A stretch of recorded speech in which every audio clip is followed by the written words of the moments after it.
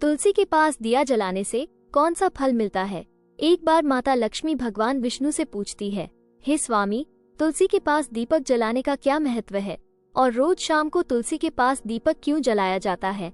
इससे मनुष्य को कौन सा फल प्राप्त होता है?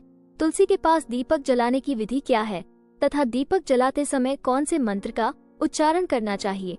कृपया आप मुझे विस्तार से बताइए। तब भगवान विष्णु कहते हैं, हे देवी, आज आपने समस्त मानव जाति के कल्याण के लिए बहुत ही महत्वपूर्ण प्रश्न किया है। आपके इस प्रश्न का उत्तर देने से पूर्व मैं आपको एक प्राचीन कथा सुनाता हूँ, जिससे आपको सभी प्रश्नों के उत्तर मिल जाएंगे। इसलिए आप इस कथा को ध्यान पूर्वक सुनिए। इस कथा को ध्यान से पूरा सुनने मात्र से ही मनुष्य को 100 वर्षों तक तुलसी के पास दीपक जलाने का पुण्य प्राप्त होता है। फिर माता लक्ष्मी कहती हैं, हे स्वामी, मैं इस कथा को सुनने के लिए उत्सुक हूँ। कृपया आप इस कथा को सुनाना प्रारंभ कीजिए।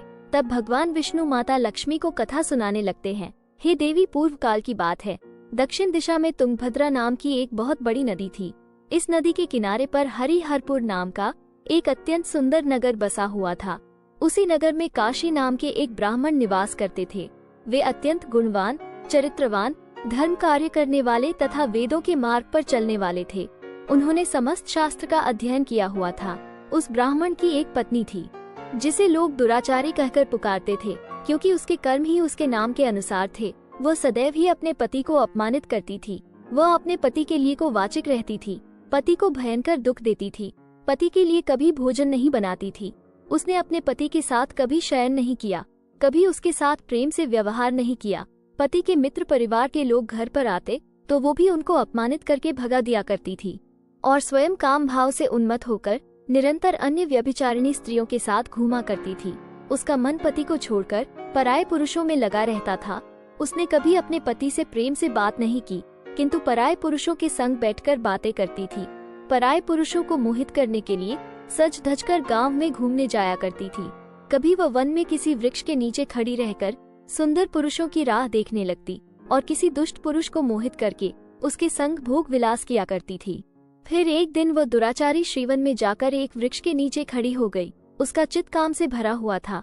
वह किसी सुंदर कामी पुरुष की राह देख रही थी, किंतु बहुत समय निकलने के बाद भी उस स्थान पर कोई पुरुष नहीं आया। इसलिए वो अत्यंत दुखी हो गई और प्रियतम की खोज में इधर उधर देखने लगी। उस दिन उसका सारा परिश्रम व्यर्थ हो गया। वहाँ पर खड़ी होकर वह नाना प्रकार की बातें कहकर विलाप करने लगी। हाय हाय, आज तो इस मार्ग से कोई भी सुंदर पुरुष नहीं आया। अब मैं कैसे अपनी काम वासना को शांत करूं? आज की रात कैसे बीतेगी? वो जोर जोर से विलाप करने लगी। उस जंगल में एक भयानक भाग निवास करता था। उस पापिनी स्त्री की आवाज सुनकर वो जाग गया और उछलकर उस स्त्री का भक्षण करने के लिए उसके पास आ गया। उस भयंकर बाघ को देखकर उस स्त्री के पसीने छूटने लगे। वो भय से थर थर कांपने लगी। वह स्त्री कुछ करती, इतने में ही उस बाघ ने अपने पंजे से उसे घायल कर दिया और वह स्त्री जमीन पर गिर पड़ी। जमीन पर गिरते ही वह स्त्री चिल्लाते हुए बोली, अरे बाघ, तू किस लिए यहाँ पर आया है? मुझे क्यों मार रहे हो? मैं यहाँ पर अपने प्रियतम को खोज रही हूँ, तो मुझे छोड़ दो। मेरा भक्षण करके तुझे क्या मिलेगा? उस स्त्री की यह बात सुनकर वह भयानक बाघ क्षण भर के लिए रुक गया और हंसते हुए बोलने लगा, हे दुष्टा, आज विधाता ने तुझे मेरा ग्रास नियुक्त किया है। तुझ जैसी पापिनी स्त्रियों का भक्षण करना ही मेरा काम है, तभी तुझे इस शरीर से मुक्ति मिलेगी। वो स्त्री कहने लगी, हे बाघ, तुम कौन हो? मुझे सच सच बताओ, तुम्हें किस कारण से बाघ की योनि में जन्म लेना पड़ा और तुम मुझ जैसी स्त्रियों का भक्षण क्यों करते हो? पहले मुझे सारी बात बताओ और फिर मेरा भक्षण करो। फिर बाघ कहने लगता है, हे पापिनी, मैं तुझे मेरे पूर्व जन्म का वृतांत सुनाता हूँ, किस कारण से मुझे बाघ बनना पड़ा। पूर्व काल में दक्षिण देश में एक नदी थी। उस नदी के तट पर एक नगरी बसी हुई थी। उस नगरी में मैं निवास करता था। मैं एक ब्राह्मण का पुत्र था और नदी किनारे बैठकर यज्ञ आदि कार्य किया करता था। मैंने उस जन्म में अनेक पापियों के लिए यज्ञ किया, उन पापियों के घर का भोजन किया। मैंने धन के लोभ से अनेक पापियों के लिए कार्य किया। जिन वस्तुओं का दान ब्राह्मण को नहीं लेना चाहिए, उन वस्तुओं का दान भी मैंने ग्रहण किया और दूसरों से धन लेता था, लेकिन कभी वापस नहीं करता था।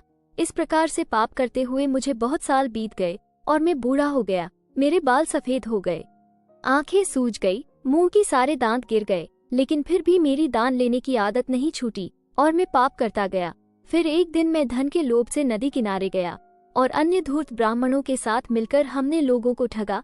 झूठ मंत्र वचन बोलकर हमने बिना विधि विधान के ही देवी देवताओं का पूजन किया और बहुत सारा धन दान में ले लिया।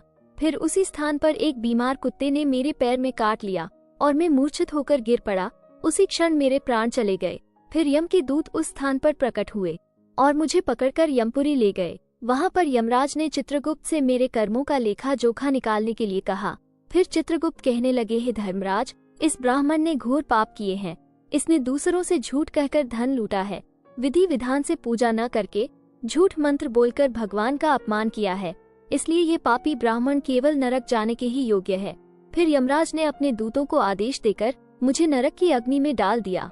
अनेक वर्षों तक नरक की सजा भोगने के बाद मुझे बाघ का शरीर प्राप्त हुआ और मैं इस दुर्गम वन में निवास करने लगा। मैं अपने पूर्व जन्म के पापों को याद करके कभी महात्मा, साधु पुरुष, स्त्रियों का भक्षण नहीं करता हूँ। मैं केवल पापी, दुराचारी तथा कुलटा स्त्रियों का ही भक्षण करता हूँ, ताकि मुझे पाप से मुक्ति मिल जाए। इस प्रकार से उस बाघ ने अपने पूर्व जन्म का वृतांत सुना दिया और उस स्त्री से कहने लगा, हे पापिनी, तेरे आचरण से तू कुलटा दिखाई पड़ती है। अपने पति को छोड़कर तू इस वन में अन्य पुरुष के साथ भोग विलास करने के लिए आई है, इसलिए आज तू मेरा ग्रास अवश्य बनेगी। इतना कहकर उस बाघ ने अपने तीक्ष्ण नाखून से उस पापी स्त्री के टुकड़े टुकड़े करके उसे खा लिया। फिर उस स्थान पर यम के दूत प्रकट हुए और उस पापिनी स्त्री को उठाकर यमपुरी ले गए। वहां पर उसे यमराज के सामने खड़ा किया गया। फिर चित्रगुप्त ने उस स्त्री का लेखा जोखा निकालते हुए यमराज से कहने लगे, हे धर्मराज, ये स्त्री तो अत्यंत पापिनी है। इसने घोर पाप किए हैं, इसलिए व्याभिचार किया है।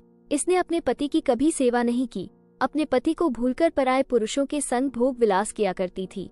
उसके पाप को सुनकर यमराज ने उस स्त्री को अग्नि से भरे हुए कुंडों में डालने का आदेश दिया। अनेक वर्षों तक उसे उस कुंड में पकाया गया, फिर उसे निकालकर दूसरे नरक में डाल दिया गया। इस प्रकार से उसे अनेक वर्षों तक अलग अलग नरकों में डाला गया और नरकों में डालने के बाद वह महापापी स्त्री पुनः पृथ्वी लोक पर आकर चांडाल के रूप में उत्पन्न हुई। चांडाल के घर में जन्म लेकर वह फिर से अनेक पाप करने लगी, व्याभिचार करने लगी, अनेक पापी पुरुषों के संग विहार करने लगी।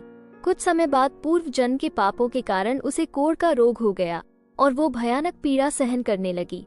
उसका अंग अंग जलने लगा, उसके नेत्रों में पीड़ा होने लगी। इस दुख को सहन करती हुई वो दिन बिताने लगी। फिर एक दिन वो तीर्थ में स्नान करने के उद्देश्य से अनंतपुरा में चली गई। वहाँ पर वो एक आश्रम के बाहर निवास करने लगी। वहाँ उस आश्रम में एक तुलसी का पौधा था। अन्य स्त्रियों को वहाँ पर तुलसी के पास दीपक जलाते हुए देखकर उस पापी स्त्री ने भी वही किया। उसने तुलसी के पौधे के पास एक दीपक जला दिया। फिर उसी रात हृदयघात से उसकी मृत्यु हो गई और यमराज के दूत उसे ले जाने के लिए वहाँ पर प्रकट हुए। जैसे ही यम के दूत उस पापी स्त्री को पाश में बांधकर ले जाने लगे, तभी भगवान विष्णु के दो पार्षद उस स्थान पर प्रकट हुए और उन्होंने उन दोनों को रोक लिया और कहने लगे, हे दूतों, इस स्त्री को तुम छोड़ दो। ये स्त्री नरक जाने के योग्य नहीं है।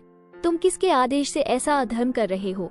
फिर यम के दूत कहने लगे, हे पार्षदों, हम यमराज के आदेश से इस पापी स्त्री को उठाकर ले जा रहे हैं, किंतु आप हमें किस कारण से रोक रहे हैं? ये स्त्री अत्यंत पापी है, इसे नरक में ले जाने की आज्ञा मिली है। फिर पार्षद कहने लगे, हे दूतों, ये स्त्री तो विष्णु भक्त है, यह नरक जाने योग्य नहीं है। इसने शाम को तुलसी के पास दीपक जलाया है, इसी कारण से इसके समस्त पाप नष्ट हो गए हैं, इसलिए अब यह नरक जाने के योग्य नहीं है। ये स्वर्ग जाने की अधिकारी बन चुकी है। पार्षदों की बात सुनकर यमदूतों ने उस स्त्री को उस स्थान पर छोड़ दिया और यमलोक लौट गए। वहां जाकर उन्होंने यमराज को सारा वृतांत सुना दिया। फिर भगवान विष्णु के पार्षद उस स्त्री को दिव्य विमान में बिठाकर स्वर्ग लोक ले गए।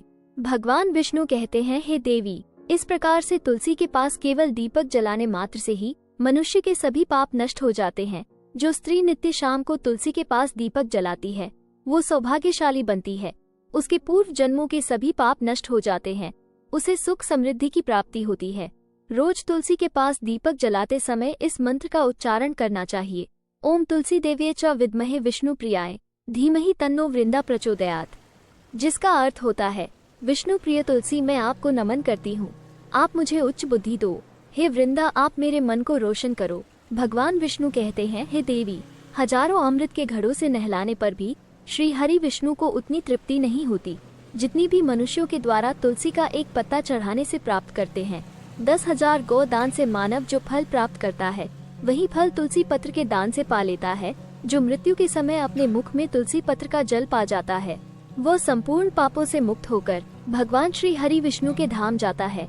हिंदू धर्म में तुलसी के पौधे का महत्व सबसे अधिक है। इसकी सबसे पहले पूजा भगवान विष्णु ने की थी। भगवान विष्णु कहते हैं, जिस प्रकार से देवी लक्ष्मी से वैकुंठ को ऐश्वर्य प्राप्त है, उसी प्रकार से वैकुंठ में तुलसी के कारण ही पवित्रता प्राप्त है। पृथ्वी लोक पर जिस स्थान पर भी तुलसी का पौधा होगा, उस स्थान पर कभी बुराई का वास नहीं होगा। ऐसा स्थान सबसे अधिक पवित्र होगा।